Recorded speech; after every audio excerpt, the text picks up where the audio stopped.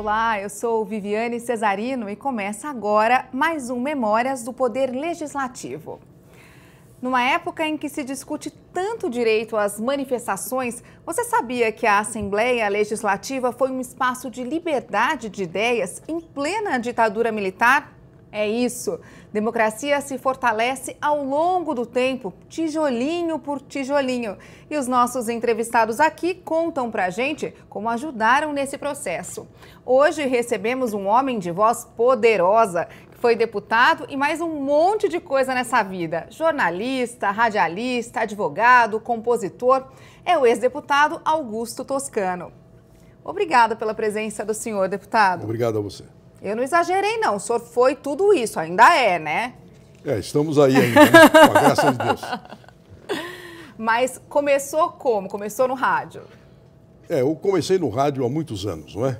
E comecei na imprensa também há muitos anos. Posteriormente, eu tive um deslocamento para o estado do Paraná, onde eu tive a ousadia de ser candidato a deputado estadual e a prefeito da cidade de Arapongas. Não preciso dizer que em ambas as eleições eu não fui vitorioso. O senhor tinha quantos anos, mais ou menos? Eu tinha cerca de 30 anos, mais ou menos. Daí é que nós viemos para São Paulo, e em São Paulo eu acabei ingressando na política por uma ironia do destino, direi assim. Estava tranquilo em meus afazeres, recebo um telefonema de Jânio Quadros, Nada mais, nada menos do que do Jânio. Manuel Sala e José Camargo, então deputado federal, convidando-me para ingressar no MDB. Eu disse, mas não há motivo nenhum para me filiar num partido político. Não, se filia para participar do processo político e tal. Acabei me filiando, mas não pretendia ser candidato a nada. À véspera da convenção partidária, isto em 1974, recebo novamente o telefonema das mesmas pessoas, em que o ex-presidente Jânio insiste para que eu seja candidato a deputado. Eu disse, não posso ser, não tenho base política em São Paulo. Ele disse, não, mas pelo menos aceita a inclusão de seu nome na chapa. E acabei sendo incluído na chapa de candidatos a deputado estadual. E não estava fazendo campanha, lhe confesso, mesmo porque não sabia como fazer campanha política em São Paulo. Mas houve um congresso de jornalistas aqui em São Paulo e um candidato a deputado, talvez ordenado por alguém, acabou me desafiando, dizendo que eu houvera sido político no Paraná, mas não teria condições de ser em São Paulo. E eu aceitei esse repto como um desafio e acabei fazendo uma campanha de boca em boca, de casa em casa, e acabei me elegendo deputado estadual pelo antigo MDB. Não, mas espera aí, vamos voltar um pouquinho então. Para o Jânio ter insistido 2 vezes, era porque ele via no senhor uma capacidade de entrar para a política. O que o senhor acha que chamou a atenção dele? O que chamou a atenção não é bem chamou a atenção. Havia um liame com o Jânio Quadros desde 1953, quando ele foi candidato ao governo de São Paulo. Eu participei da campanha dele. E depois, em 1958, eu participei da campanha com o Jânio, na campanha do ex-governador também de São Paulo, apoiado pelo Jânio. Então, a minha ligação com o Jânio Quadros era uma ligação de 1953. Daí a razão dele ter me convidado, provavelmente. Não que visse em mim qualidades, mas via em mim, talvez, uma relação de amizade, não é? Confiança também, né? Perfeito, perfeito. Agora, deputado, esse desafio ligou ali um alerta. O senhor falou, vou aceitar. Sim, claro, eu fui desafiado a me eleger deputado por São Paulo e acabei fazendo uma campanha de mão em mão, de pé em pé, batendo de casa em casa, pedindo voto, porque eu não tinha estrutura política para fazer campanha nenhuma. Isso que eu queria perguntar, como é que era a campanha? Eu não tinha base eleitoral nenhuma, era de porta em porta, de casa em casa, ia nas feiras, visitava as pessoas, me apresentava, dizia sou o candidato. E assim foi que eu acabei me elegendo e acabei sendo o 9º deputado estadual mais votado naquela eleição de 1974. Pelo MDB? Pelo MDB. Agora, o senhor se apresentava assim com essa voz, já era até... Não tinha como, né? O senhor já chegava, oi, muito prazer, com essa voz, o senhor já conquistava, não tinha jeito. Não é que eu tinha um sistema político um pouco diverso daquela modalidade de campanha que as pessoas chegam oferecendo. Eu não oferecia nada. Eu pedia o voto em troca de uma reciprocidade de respeito e seriedade ao voto dado. Era só o que eu fazia. A minha campanha era realmente uma campanha de verdade. uma campanha de contato pessoal, de modo que o meu compromisso com o eleitor era um compromisso que poderia ser cobrado a qualquer tempo, como de fato fui várias vezes cobrado. Olha, mesmo? Perfeito, perfeito. Agora, deputado, nessa época que o senhor recebeu esse segundo telefonema, o senhor trabalhava onde? O senhor estava no rádio? O senhor já era uma pessoa conhecida aqui em São Paulo? Não, eu trabalhei no rádio há muito tempo, não é? Pelo menos havia 2 anos que eu não fazia nem rádio e mais televisão também, que eu fiz em São Paulo, no antigo Canal 9, TV Excelsior, mas eu exercia a advocacia. E eu exercia uma advocacia assim, muito popular. Hoje não a faço mais nessa mesma linha, mas era uma advocacia popular. Eu sempre me preocupei com o problema dos mais fracos. Tanto é que, quando eu vim para a Assembleia, uma das primeiras providências minhas foi criar uma comissão parlamentar de inquérito para investigar os loteamentos clandestinos existentes em São Paulo. E com esta comissão nós conseguimos regularizar uma quantidade enorme de loteamentos, notadamente na Zona Leste. O senhor chegou já instaurando CPI? Já instaurando a primeira CPI da Assembleia. Como assim? E em pouco tempo eu fiz algumas coisas aqui na Assembleia que não sei se faria hoje, não é? Por quê? A primeira delas, eu me deparei, de acordo com a Constituição vigente à época, de que o Tribunal de Contas do Estado de São Paulo era meramente um órgão auxiliar da Assembleia Legislativa. Não tinha essa autonomia que tem hoje.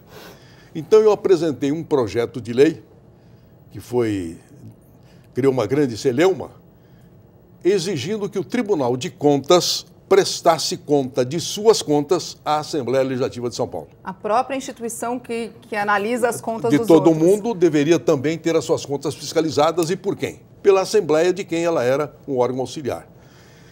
O governador sancionou, transformou-se em lei, dependia de um projeto de resolução. Foi apresentado um projeto de resolução pelo deputado José Yunes, mas até hoje o Tribunal de Contas não presta contas de suas contas para ninguém. Ou seja, a lei foi aprovada, mas no papel, assim. Exatamente. Na opinião do senhor, na teoria, assim, na prática, não. Esta foi uma das ousadias minhas como parlamentar neste primeiro mandato. E uma outra ousadia foi que eu comecei a receber no gabinete aqui na Assembleia visita de pessoas do interior que precisavam de assistência médica. E essas pessoas, para conseguirem internamento no Hospital das Clínicas, necessitavam de obter uma cartinha da Casa Civil do governador. Da Casa Civil? E eu achei um absurdo. Como é que o Hospital das Clínicas está subordinado à Casa Civil do governador? Meramente para fins políticos. Então apresentei um projeto de lei, entendendo que o Hospital das Clínicas deveria estar subordinado à secretaria competente, que era e é a Secretaria da Saúde do Estado de São Paulo. Por que o senhor falou que talvez o senhor hoje não fizesse isso? Porque eu recebi muitas críticas à época, sabe? Muitas críticas. Daquelas positivas que a gente leva em consideração ou não? Não, eram críticas de pessoas que achavam que eu estava retirando do governo da época, e era um governo da época da ditadura, o governador era Paulo Egídio Martins, que eu estava retirando da Casa Civil, que era comandada pelo Afrânio de Oliveira, poderes que ele tinha, porque esse era um poder de manipulação. Eu dou uma cartinha, você vai ao Hospital das Clínicas e é atendida. Se você não tem a cartinha, não é atendida. Mas o senhor fazia oposição aqui. Eu fazia oposição, mas sofri muitas críticas, pesadas críticas. Ofensas, assim? Sim, sim. Uma agressividade que em determinadas oportunidades passou do limite e eu vou deixar de comentá-las aqui, não é? Em respeito à memória de alguns que já partiram. Sim, sim. Eu estou perguntando porque, claro, o senhor está falando de 1975, 75, né? O governo Paulo Egídio Martins. Acabado de ser eleito exatamente. Pelo MDB, o partido de oposição da Arena. Só existiam dois partidos, a gente vivia uma ditadura. Não era fácil fazer oposição por si só. Imagina uma oposição combativa, né? Sim, ela era combativa. Aliás, todos nós, do antigo MDB, éramos verdadeiros guerreiros. Então, o senhor confirma aquilo que eu falei no texto de abertura. A casa, na opinião do senhor, era mesmo um local de debate, de ideia? De grandes de debates. Eu mesmo? posso lhe adiantar também que a casa, diante das restrições que havia à época, né, porque vivíamos num regime de força, o deputado não tinha muitos poderes legislativos. Então, o que nós fazíamos? Debatíamos grandes problemas nacionais. Problemas da cafeicultura, da citricultura, da tecnologia, poucos, né? Não é? E, a propósito, eu gostaria de registrar que nós tínhamos, à época, um colega deputado que qualquer que fosse o discurso que você estivesse fazendo, fosse sobre agricultura, citricultura, medicina, veterinária, tecnologia, ele lhe aparteava e saía melhor do que o próprio orador. falecido, querido deputado Nadir Kenan. De discurso ele era fera, mas o senhor também, que eu já estou sabendo, que quando o senhor subia ali na tribuna, ficava todo mundo babando. É que nós tivemos a felicidade de comandar uma bancada também unida. Nós éramos 12 batalhadores na bancada do antigo do PTB, quando eu liderei a bancada do PTB, não é? E mesmo quando eu era do MDB, eu fazia parte da vice-liderança. O nosso líder era o deputado e governador Alberto Goldman. Então nós tínhamos uma bancada aguerrida também naquela época. Em plena ditadura. O senhor trouxe também, claro, né, não tem como deixar a bagagem para trás. O senhor trouxe a questão do jornalismo, né, sim, de claro, investigação, né, tanto que o senhor propôs a CPI, o senhor trouxe a questão do rádio também, o senhor foi juntando e foi... Sim. Eu fui um pouco atrevido, diria a você, porque quando eu estive no estado do Paraná, nesta cidade de Arapongas, mal Arapongas editava um jornal semanário. E eu acabei editando isso em 1958, um jornal diário em Arapongas, que hoje, 50 anos depois, Arapongas ainda não tem um jornal diário. Eu era um pouco ousado, realmente. E era um jornalista que enfrentava todos os partidos políticos vigentes na época, que eram muitos, não era só Arena e MDB, era PTN, PR, PTB, PSD, havia UDN, havia... Pode vir todo mundo que a gente enfrenta. Todos os partidos, os grupos econômicos locais eu também enfrentava. Eu tive uma ação política pela imprensa muito forte, mas tinha ela um objetivo, que era defender exatamente as pessoas mais pobres que não tinham nem vez e nem voz naquela época. Essas pessoas que o senhor falou, inclusive quando o senhor fez campanha, que poderiam cobrar, o senhor depois vieram cobrar? Sim, me cobraram, sempre me cobraram. E cobravam às vezes com razão e às vezes muito mais por paixão. Olha, o senhor poderia ter feito isso, mas havia uma limitação também parlamentar que eu não poderia fazer, não é? Falta um pouquinho de informação nesse sentido, até de onde o deputado pode ir, né? Da questão do legislar Nos mandatos que eu exerci nesta casa, o deputado vivia sobre uma pressão muito violenta dos governos de então. Nós não podíamos fazer determinados discursos, nós não podíamos fazer determinadas proposituras, não é? Então nós vivíamos limitados. E dentro dessa limitação, como eu disse já, nós nos ocupávamos inclusive de temas nacionais, até internacionais. Debatíamos o problema do Nixon, do Nikita Khrushchev. Enquanto o jornal Estado de São Paulo publicava receitas de bolo, nós fazíamos esse trabalho parlamentar com coisas absolutamente distintas até da ação parlamentar no Estado de São Paulo, pela vedação que havia. Faziam até CPI, poxa. Sim, várias CPIs. Fizemos uma outra CPI também nesse mandato, uma CPI de investigação nos hospitais psiquiátricos do Estado de São Paulo, nos hospitais públicos e nos hospitais particulares. E tivemos o prazer de resolver muitas questões nesse sentido, porque nos deparamos com problemas verdadeiramente alarmantes, ao ponto de no hospital do Juqueri, o Hospital de Franco da Rocha, chegarmos a uma colônia, por exemplo, uma colônia feminina, que abrigava 1.200 senhoras doentes mentais de vários graus, não é? E que o médico passava lá uma vez por mês e receitava para todas as pacientes o mesmo remédio na mesma quantidade. Não interessa a doença que ela tinha. Era diazepam, haloperidol e gardenal para todas, sendo que uma senhora poderia ter uma enfermidade em grau maior ou em grau menor. Então, nós conseguimos, nessa época, regularizar, pelo menos, melhorar um pouco o atendimento aos pacientes que estavam em hospitais psiquiátricos. Porque os hospitais psiquiátricos do Estado e os particulares eram verdadeiros depósitos de seres humanos relegados absolutamente ao abandono. Agora, como é que era essa questão, deputado? O senhor disse que não foi só uma CPI, que foram várias, né? Sim, sim. A imprensa vinha cobrir ou não? Não dava para ter essa cobertura ampla por causa do momento? Eu não posso deixar de registrar, se me for permitido, dizer que esta comissão, principalmente esta dos hospitais psiquiátricos, ela teve uma cobertura extraordinária de dois importantes órgãos da imprensa. O jornal O Estado de São Paulo e a televisão Globo. A TV Globo dava cobertura diária a esta comissão. Daí o êxito da comissão, porque ela passou a preocupar os donos do governo, não é?